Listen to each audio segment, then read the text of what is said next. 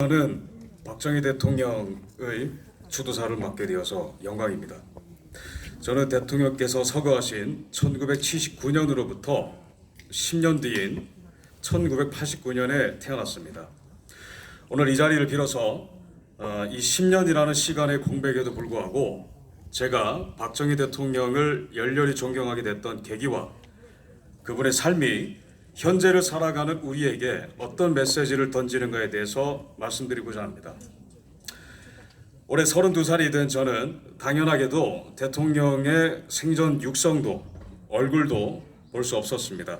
또한 위대한 박정희 대통령님의 위대한 업적이 성취되는 과정도 체험할 수 없었습니다. 또한 다른 청년 세대가 그렇듯이 편향적인 공교육의 영향으로 인해서 제 세계관에는 박정희 대통령의 삶, 인격, 업적, 그리고 그 시대의 진짜 주역들에 대한 공백이 존재했었습니다. 뿐만 아니라 학교 교육을 통해서 자연스럽게 저에게 형성된 박정희 대통령에 대한 단상은 군복과 선글라스를 낀 채 차갑고 권위적인 모습으로 약자와 법 위에 군림했던 독재자가 되어 있었습니다. 여기에 제 지적인 게으름이 더해지면서 저는 이 위대한 영웅을 30년 가까이 알지 못했습니다.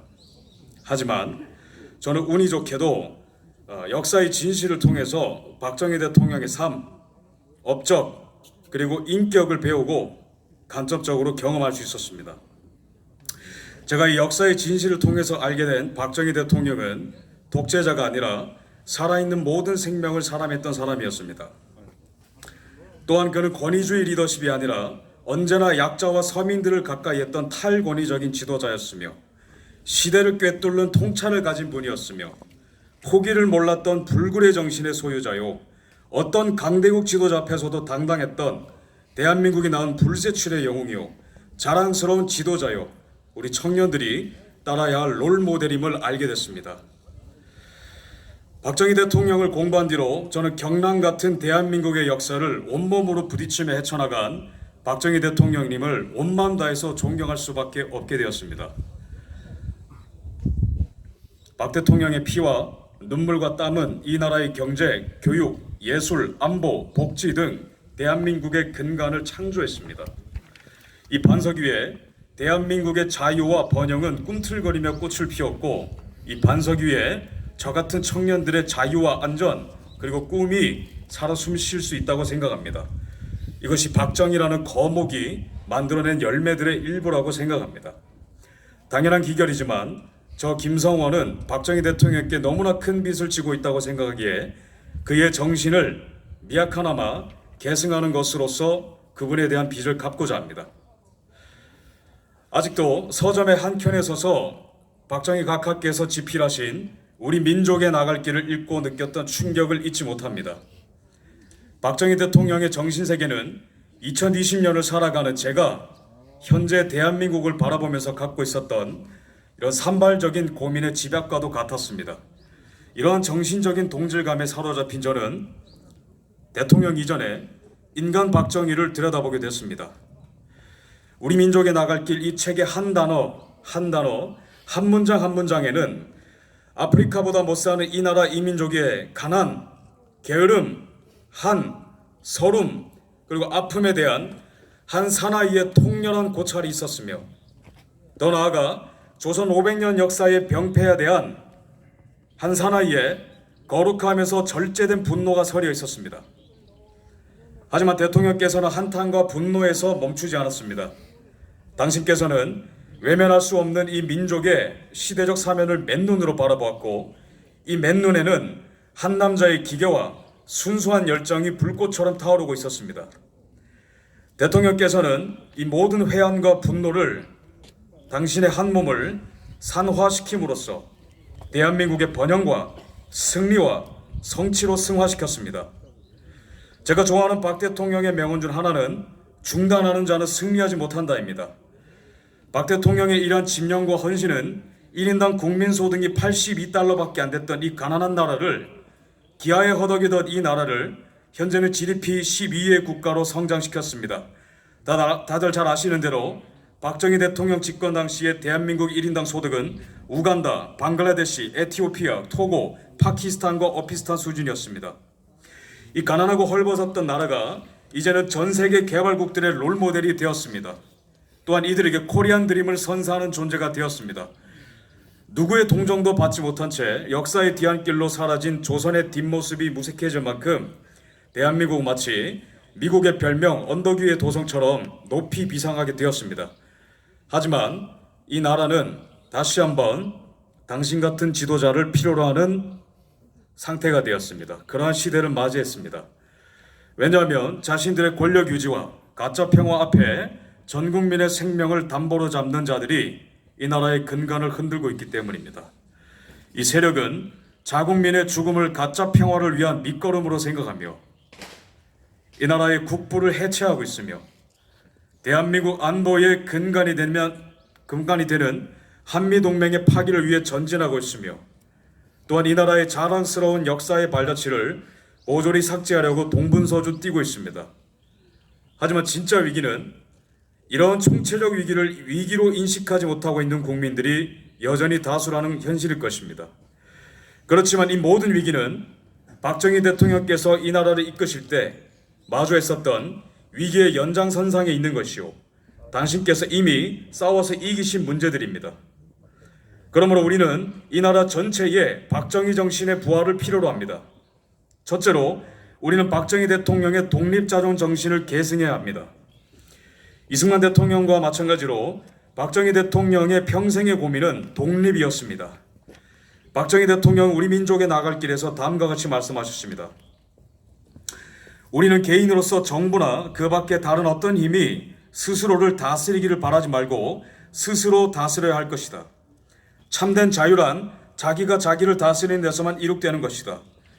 박정희 대통령은 이 자유를 외세로부터의 독립, 타인을 향한 의존으로부터의 독립, 가난으로부터의 독립과 연결시켰다고 생각합니다만, 오늘 이 순간에 특별히 저는 박정희 대통령의 이러한 독립 주장을 노예 근성에 대한 분노로 연결하고 싶습니다. 박정희 대통령의 독립 자존이란 존엄한 개인이 자존감을 갖고 누구에게도 의지하지 않고 스스로의 길을 개척하고 또한 이웃을 돕고 세상을 이롭게 하는 것, 더 나아가 시대의 부름에 응답하는 것이라고 생각합니다. 하지만 지금 대한민국은 어떤 나라가 되었습니까? 소위 말하는 정부를 마치 아버지처럼 생각하고 국가에게 행복 추구권을 기대하는 의존 정신이 가득한 나라로 변모하게 되었습니다. 내 취업, 내 연봉, 내 행복, 내 가정, 내 육아, 내 안전, 이 모든 것들이 국가에 귀속되어 가고 있습니다. 국민들의 책임은 온데간데 없고 권리 주장만이 가득한 사회가 되었습니다. 최근 한 기사에 따르면 의원 한 명당 법안 발의하는 숫자가 미국의 2배요, 일본과 독일의 80배입니다. 온 국민을 범죄자로 만드는 법안이 수도 없이 쏟아지며 온 국민의 소원을 들어주기 위해서 우리가 알지도 못하는 법안들이 수도 없이 쏟아지고 있습니다. 이제는 이 의존 정신을 끊어내야 할 때입니다. 이제는 박정희 대통령의 정신을 본받아 치열하게 내 삶을 일구고 목표를 성취하고 스스로 내 문제를 해결하는 위대한 박정희 정신이 이 대한민국을 충만하게 채울 때라고 생각합니다. 둘째는 5.16 혁명의 박정희 대통령께서는 목숨을 걸었습니다. 이 순교의 정신이 대한민국의 중흥과 발전을 바라는 이 시대의 모든 자유시민 주역들에게 요구된다고 생각합니다. 박 대통령께서는 우리 민족의 나갈 길에서 이렇게 말씀하셨습니다. 군사혁명은 결코 민주주의의 파괴가 아니다. 오히려 한국 민주주의의 목숨을 건지는 작업이요, 병든 민주정치에 대한 임상수술이다. 당신께서는 건국한 지 10년 만에 중우정치로 전락한 한국의 민주주의를 가만히 두고만 볼 수 없었습니다. 그 중우정치가 만들어낸 리더십의 부재와 혼란 속에서 대한민국은 죽어가고 있었습니다. 하지만 그때 박 대통령께서는 목숨을 걸고 그 죽어가던 민주주의에 수술칼을 들이대셨습니다. 그렇게 당신께서는 조국의 근대화를 이루셨고 산업, 교육, 복지, 안보 등 민주주의의 모든 기초를 놓는데 앞장서셨습니다. 이후 대한민국은 40년간 자유와 평화를 누렸지만 다시 이 한반도 위에 한반도를 오랫동안 괴롭혀온 이 노예의 어두운 그림자가 드리웠습니다. 이 어두운 그림자를 걷어내지 못하면 다시 한번 이 나라는 노예의 길을 걷게 될 것입니다. 박정희 대통령 서거 후 41주년을 맞는 올해에 우리는 다시 한번 노예냐 자유인이냐를 선택해야 할 운명의 갈림길에 섰습니다.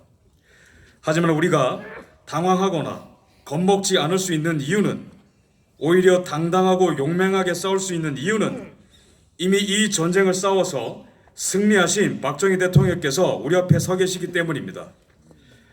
41년 전 이날 당신께서 흩뿌리신 이 위대한 정신의 조각들이 여전히 살아 숨쉬고 있음을 굳게 믿습니다.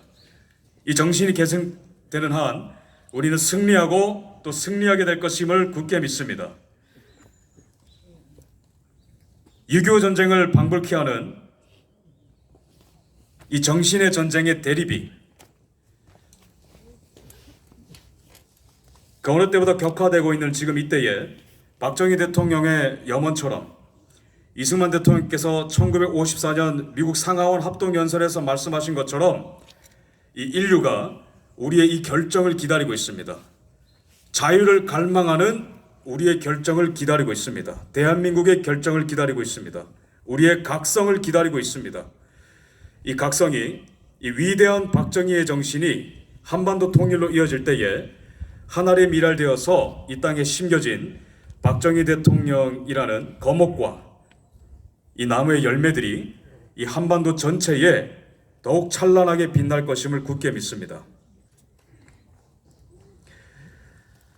위대하신 박정희 대통령이시여 편히 영면하시옵소서. 2020년 10월 26일 한국청년보수연합 그라운드 C 대표 김성원 재배.